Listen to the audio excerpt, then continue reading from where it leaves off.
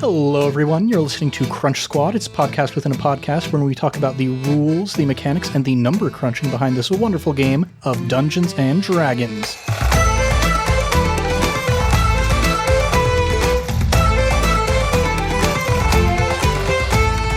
I'm Ned Wilcock, your host for Crunch Squad, and today I'm joined by... Jacob. Yes, finally we're getting around to Lance Thalen's subclass. We've already talked about the fact that he's a rogue and that he's an elf and all that stuff, but we've been holding off on discussing his subclass because secrets, and we wanted to maintain those for a little bit. Yes, secrets are so fun. Secrets. Everyone loves. Everyone loves. So now that we've started to see some of the reasoning behind these secrets, we can actually start to talk about the subclass itself. Yes. So your subclass, your roguish archetype, as it were, is the Phantom. Yes, the Phantom feat. And this actually ties really well to Lance Thalen's background. To his background. He is actually, some obviously probably have guessed this by now. We've never officially said what it is. But Lance's background is a haunted one. And someone who is obviously haunted by their past, haunted by things of their past. And that, as we have hopefully been able to figure out by now, is definitely Lance Thalen. So in exploring that backstory, I really was like, okay, what is a subclass that can go with this really well? And I actually have you to thank, Ned, because you actually kind of tagged me on to, kind of guided me to this subclass itself, the Phantom subclass. And as soon as I was reading through it, I was like, yes, done. This is going to be Lance Thalen's thing. Yeah, this particular subclass, there's been a lot of good subclasses coming out of Wizards of the Coast lately. This one's in Tasha's Cauldron of Everything, which has a plethora of wonderful subclasses. But this one, to me, like as soon as I read it, out of all of the other ones, it was the most interesting to me thematically and mechanically both. And so we're going to talk about those a little bit separately, but before we get into the crunch of it, just thematically speaking, what was it that really drew you to this subclass? Well, again, Lance Thalen, he's haunted by his past. He has his sister's ghost and other kind of beings that have passed on, as we've seen, kind of echoing to him. He has these things haunting over him, almost like a phantom.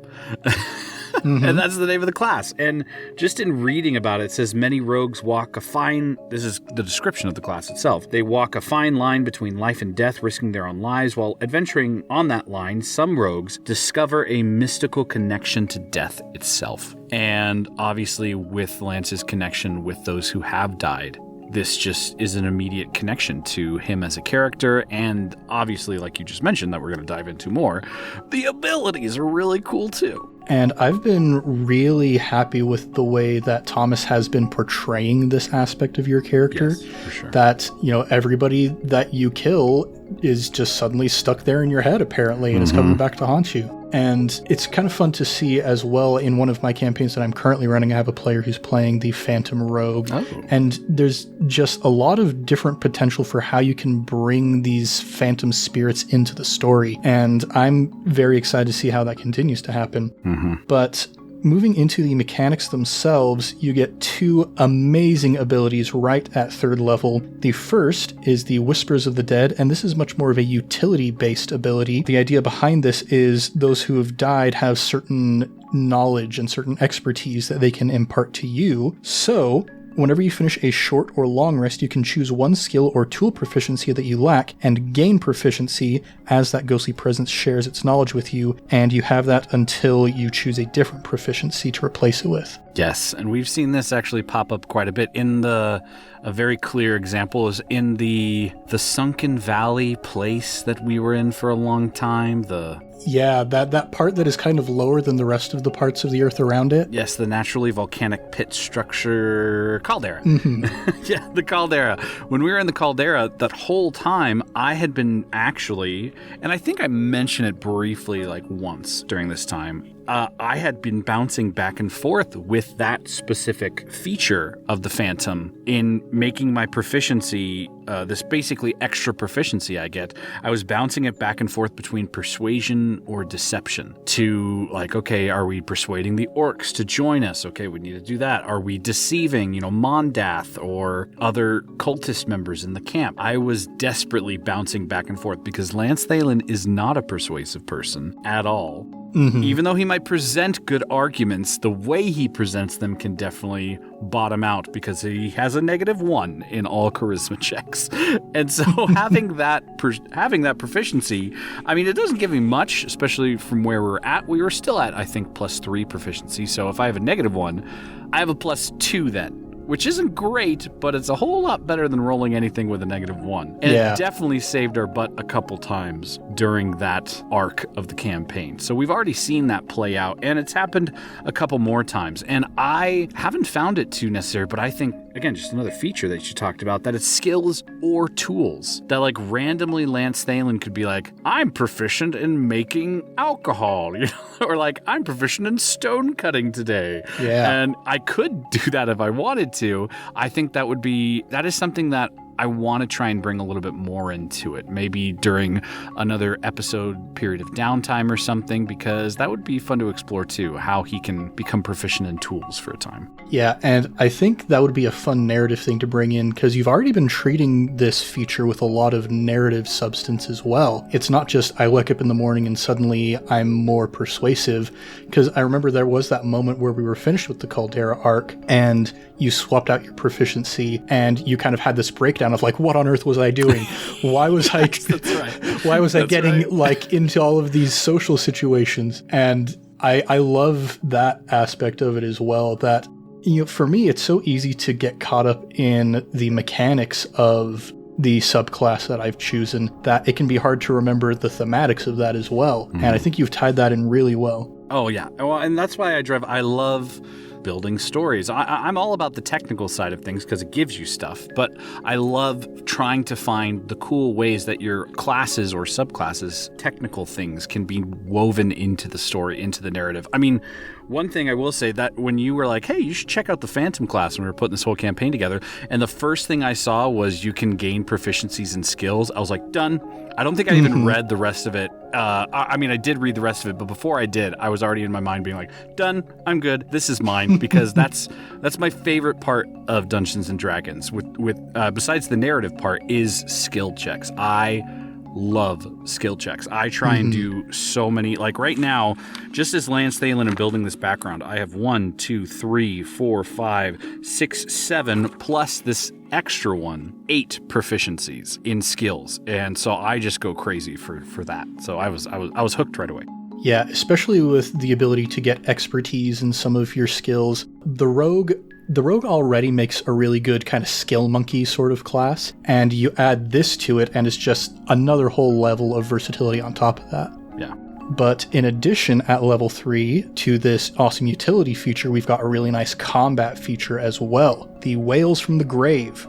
Yes. And the mechanics behind this: immediately after you deal your sneak attack damage to a creature on your turn, you can target a second creature that you can see within 30 feet of the first creature. You roll half the number of sneak attack dice for your level, rounded up, and the second creature takes necrotic damage equal to that roll's total as the Wails of the Dead sound around them for a moment. And you can use that a number of times equal to your proficiency bonus between every long rest. And I've done this a couple times. Not too often because for a variety of reasons, just with how the battle plays out, it was something that I chose not to do, or more than likely it was that we had people not within 30 feet of the person I originally struck. And so, because that's a key thing, it's not 30 feet within myself, it has to be with 30 feet within the next creature.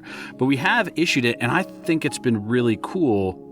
This feature is just really cool. It gives you another way to sneak attack. You don't get as much damage to it, but you still get to kind of cut down the herd as it will. Because that's the thing about a rogue, is a rogue can be very powerful with sneak attack, but it's very much geared toward one person. It's not like as a druid or with Mickey with her warlock, you can have spells that can do kind of a mass area damage.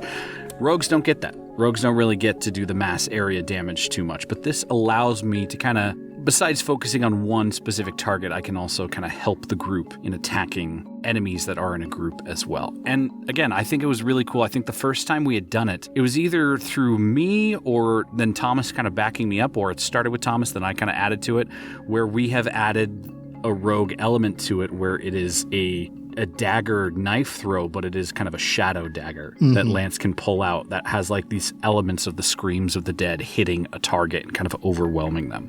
So that's been cool additional flair that we've inserted into it. Yeah, and now that we're combining that with the bracer of flying daggers as well that you got from the illusory illusion, that's a very powerful combination there.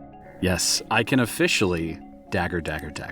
Ah, yeah, baby, that's what's up. Because I can throw 2 daggers with that bracer, and I can, if I hit a good sneak attack, can throw this third one.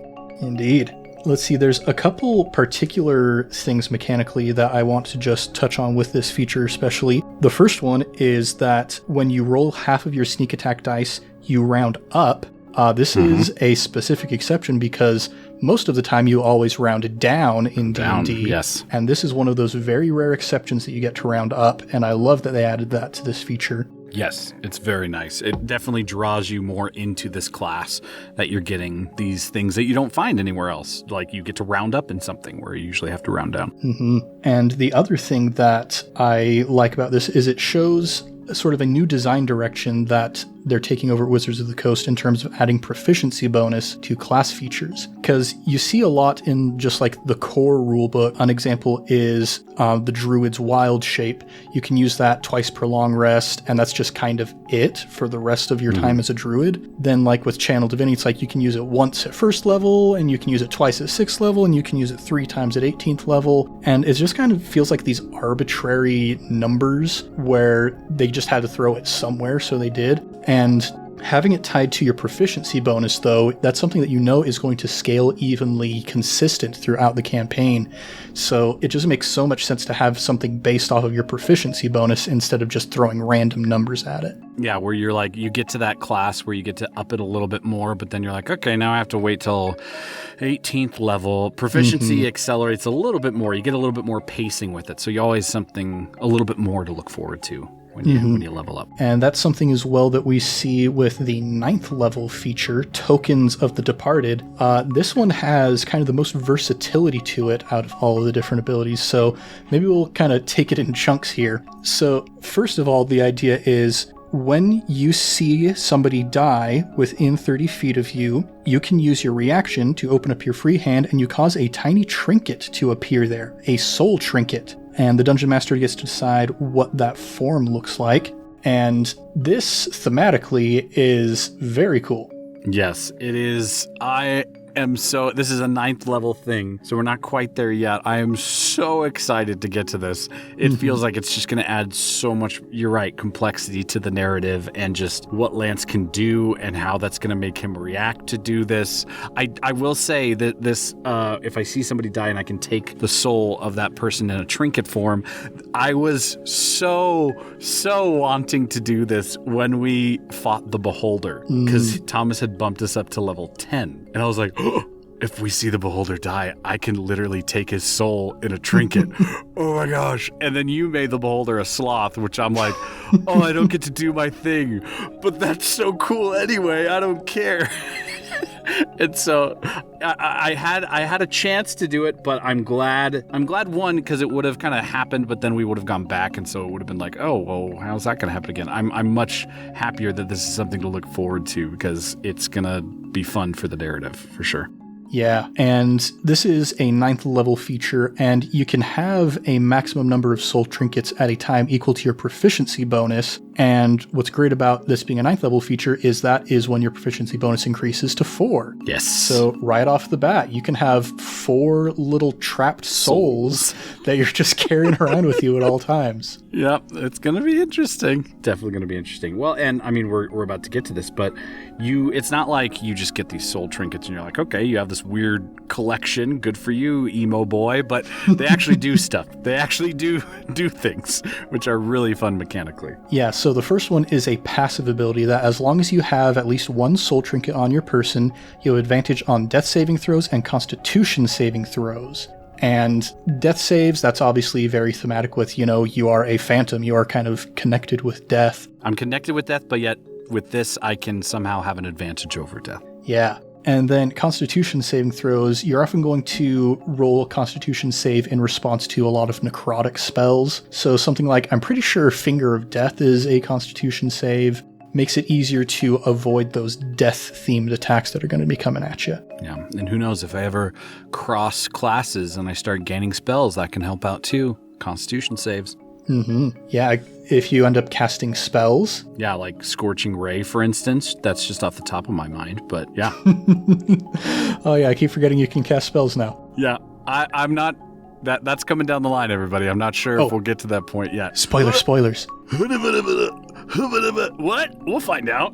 Yeah, just wait a little bit. Completely pivoting from that, the next thing that you can do with your soul trinkets is whenever you deal your sneak attack damage on your turn, you can destroy one of the soul trinkets that's on your person and immediately use your Wails of the Grave without expending one of your uses from the Wails of the Grave feature. Yes, so potentially I could literally do Wails of the Grave by the time I get this. My proficiency is at 4, so that means Wails of the Grave happens 4 times. Mm-hmm. But then if I have 4 trinkets, because they also match my proficiency, I technically can do Wails of the Grave 8 times. Mm-hmm. That's crazy. Yeah, really building up that soul economy. Yep. I was apprehensive with that. I'm like, really? I crushed the soul trinket? Am I like destroying the soul? But it doesn't say I destroy their soul. It just says I destroy the soul trinket. So I guess it's a nice thing I'm doing. Release. Yeah, and the third and final ability kind of alludes to this idea that you are kind of freeing them from the soul trinket rather than destroying them. And this one is very just kind of thematic and more of the interaction pillar of D&D that you get with this. And so as an action, you can destroy one of your trinkets no matter where it's located. And when you do so, you can ask the spirit associated with that trinket one question. So the spirit appears to you and answers in a language that it knew during its life. It's not obligated to be truthful to you and answers as concisely as it possible because it's eager to be free from this prison that you've had it in, essentially. And the other stipulation here is that the spirit only knows what it knew in life as determined by the DM. So this is your opportunity to gather some information from the dead. Yeah, this is a little bit of a mini Speaks with the Dead spell, if you will. Where Speaks with the Dead, you usually get 5 questions you can answer. And it's the same parameters. They don't have to be truthful to you. They speak in the language they understand. So I only get 1 of these for one of the people in my soul trinket. But it's a cool little thing, especially if you're in a pickle. Like if we're in a dungeon and we're trying to escape and we end up killing someone, we could maybe ask that person a question. Depending if they want to answer or not, we'll find out. But it is a cool little thing to have in your back pocket. Yeah, especially it's really easy to kill a minion of the big bad. And so if you can grab that minion's soul, trap it in the trinket, and then have the opportunity to ask a question from it now that it's not being hostile towards you, that could get some good information. Well, and an additional good thing is this is just something that you can use to further this along. It says, again, this is really nice. As an action, you destroy one of the soul trinkets. Well, actually, rewinding, it says, when you see someone's life end in your presence, you can trap them in a trinket. That doesn't mean I had to kill them. So it could be that Fleeple's dealing damage or Mal does something, and maybe because Lance is sneaking around, they never see Lance, and Lance traps them, and then later asks them a question. They don't know Lance is part of that thing that killed them. So they could be a little bit more truthful with Lance maybe in that circumstance. That's true. That's something else that you could kind of add to the flavor of it all to use it in a greater capacity. I can almost see this even taking that in kind of a good constable, bad constable sort of direction, where it's like, hey, that little kobold over there, he's the one who immolated your body when you died. I'm the one who saved your soul from the 9 hells or whatever. Yeah. You're welcome. And these trinkets, they have additional abilities later on throughout your different features, moving up to your 13th level feature, which is Ghost Walk. And holy cow, you basically just turn into a ghost for a while. Yep. If Lance wasn't clammy before, he's sure going to be clammy now. Ah, yes. So there are a few stipulations to this ghost form. So you activate it as a bonus action, and while you're in your spectral form, you have a flying speed of 10 feet, you can hover, and attack rolls have disadvantage against you. You can move through creatures and objects as if they were difficult terrain, but you take 1d10 force damage if you end your turn inside of a creature or object, and it lasts for 10 minutes or until you end it with a bonus action. And you can do that once per long rest, or you can destroy one of your trinkets as part of your bonus action to activate the Ghost Walk again. So, yeah, this is going to be interesting. I mean, it's a thief's dream to walk through walls. It's a rogue's dream to do that. And now, through the Phantom class, you get to do that, which is really cool. It's a 13th level thing, so not coming for a while, but when it does, oh boy, it's going to be... I think Thomas is going to rue the day this happens, because a lot of traps and things set up will be like, I walked through it. Yeah. Spectrally.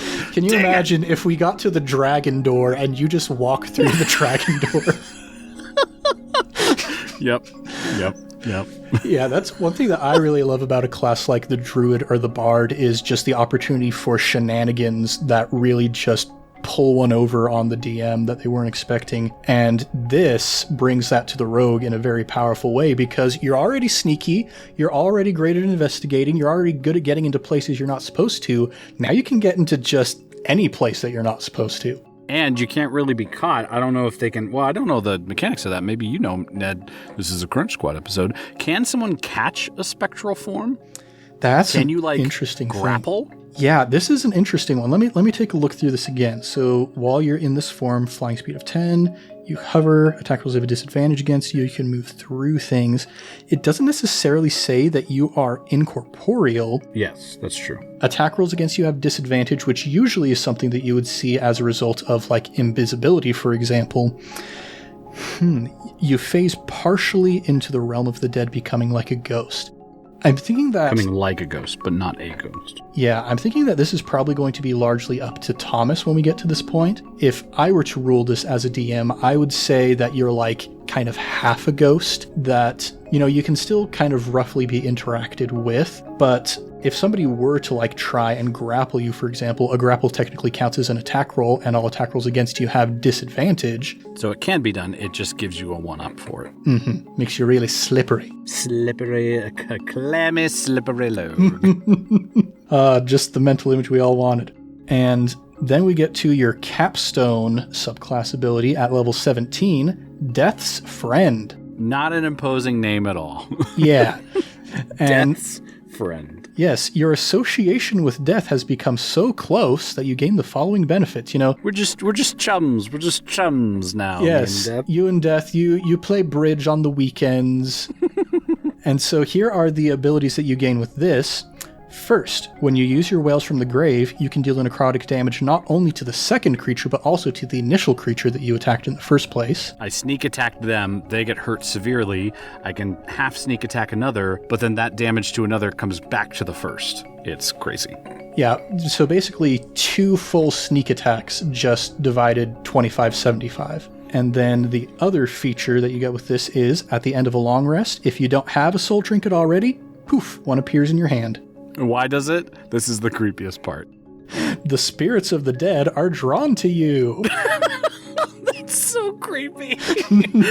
Yes, the spirits of the dead are drawn to you. If Lance Thalen wasn't panicking before about talking to the dead, oh boy. Well, by level 17, he'll probably be used to it, but he's just going to have to run like a spirits of the dead bed and breakfast by that point. It's just happening. You know, seeing as it is the spirits of the dead are drawn to you, I can almost imagine, like, you know, you're hanging out with Merkel, the Lord of Bones, on the weekend, and then later on in the week, some dead spirit's like, man, I really miss just having a chill person to hang out with. And Death is all like, hey, I've got this bro, Lance Thalen.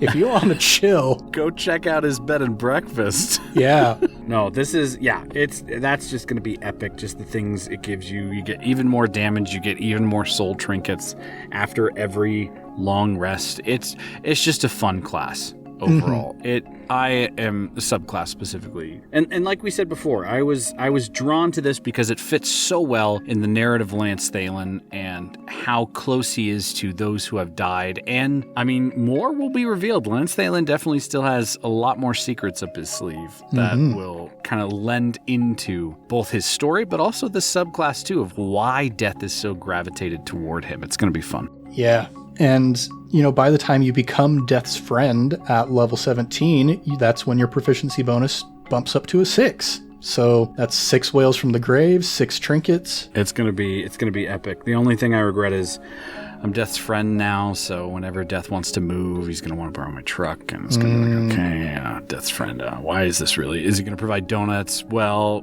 maybe no, but yes. But they're gonna be like giving me diabetes to kill me, to put me in debt. I don't know. It's just not a good combination. Yeah, when you get too close to Death, eventually Death's going to be like, hey, why don't you just hang around full time? Why don't you just cross over to the other side completely? Let's skip the half and half. Yeah, so, we'll see if we end up reaching that point in this campaign, but yeah, just a lot of awesome potential with this subclass. Right on. Well, that covers all of the crunch itself. Any other comments about the Phantom Rogue before we wrap this up? I think we've said this on all different things. We all have such unique subclasses we're bringing to the table from different sources. Not that the original subclasses in just the player's handbook aren't great. They are really fun. But I just love how we are grabbing at these creative sources and then also just, incorporating them into our narrative, making them our own, even within, like we just mentioned, even within this subclass that I have, my Whales of the Grave is not just, the Whales of the Grave, but it is in a knife form. You can make it narratively your own. And I just like to, for those who are listening, I just encourage you, explore all options. There are so many cool things in D&D to look into, whether it be your class, your subclass, your background. There's just so many cool things to look into. There's so many resources out there. It can get overwhelming, so if you just want to start light and fluffy, Player's Handbook is awesome. A+. It's amazing. But if you want to start getting a little brave and exploring out there through your DM, always go through your DM because, you don't want to bring something too crazy to the table and your DM's like, I don't know about this. But just explore it. D&D, Dungeons & Dragons just has such a world out there that can just lend so much into everything you love, into mechanics, into narrative, into just gameplay and interaction. Highly endorse it. And one last little sort of Easter egg that I will encourage our listeners to check out in Tasha's Cauldron of Everything that this subclass is from, there's this little section in the spells portion where it talks about personalizing spells. And this idea of that regardless of what kind of spellcaster you're playing, you can customize the cosmetic effects of your character's spells. So, maybe your Whales from the Grave looks like a dagger, but there's an illustration and the caption for the illustration is, a farmer sorcerer hurls magic missiles that look like chickens. That's so good. Oh, that's so good. It's a very fun illustration because you've got this decrepit gnome standing on top of a hay bale, and there's this gnoll down beneath him who's just freaking out as these 3 green chickens are flying towards him. Oh, I'm so excited now. I have another campaign going on right now that people might hear about soon with a couple people in this, but where I have a person who can cast Magic Missile, and I haven't cast it yet, and so now I'm like, ooh, what could my missiles be? Because now I just have a world open to me with that. Yeah, and I have some insider knowledge as to who this character is, and I am just very excited to see what you come up with for this guy. He's gonna be fun. He's gonna be pretty fun. This other thing coming down the line is gonna be fun for people. Indeed.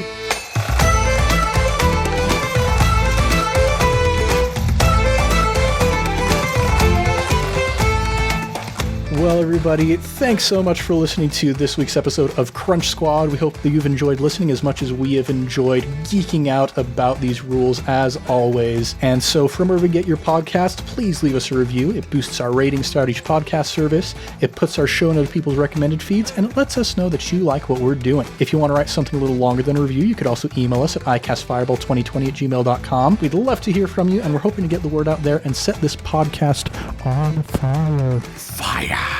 Now, to get the most recent up-to-date content from all of us here, please follow us on Instagram and Twitter and Facebook with the handle ICASTFireball20. We also have a Facebook group that you can join, and you can talk with other fans of iCast Fireball. We're on there occasionally, maybe commenting on memes and stuff. There are 2 actual Facebook things. There's the official page, and then there's a fan page where fans can just talk to each other. Both very fun. Check out both of those. And on all of our social media presences, you can get possible sneak peeks of upcoming episodes, some interesting insight from the players and DM, and some behind-the-scenes shots of us making this incredibly fun world. Also want to give a quick shout-out to our sister podcast, Improv Tabletop, which is my own personal brainchild. I'm the GM of that podcast, and we have 2 fun shows that you can check out. We've got a long backlog of 1-month adventures using the Fate Accelerated Tabletop system, and we also have an ongoing Avatar Legends campaign that has been going on for a few months now. So whether you like tabletop games or improvisation or just hearing more from me, then we recommend you go give that a listen, because, Thomas is on a couple of episodes as well, and Heather and Caleb are also in those. It's a good old time all around. Lastly, please like, subscribe, and share with your friends and fellow wacky adventurers. But until next time, I am Ned, your host for Crunch Squad, and I've been joined by Jacob. Keep the fire going, everybody, and we'll see you next time.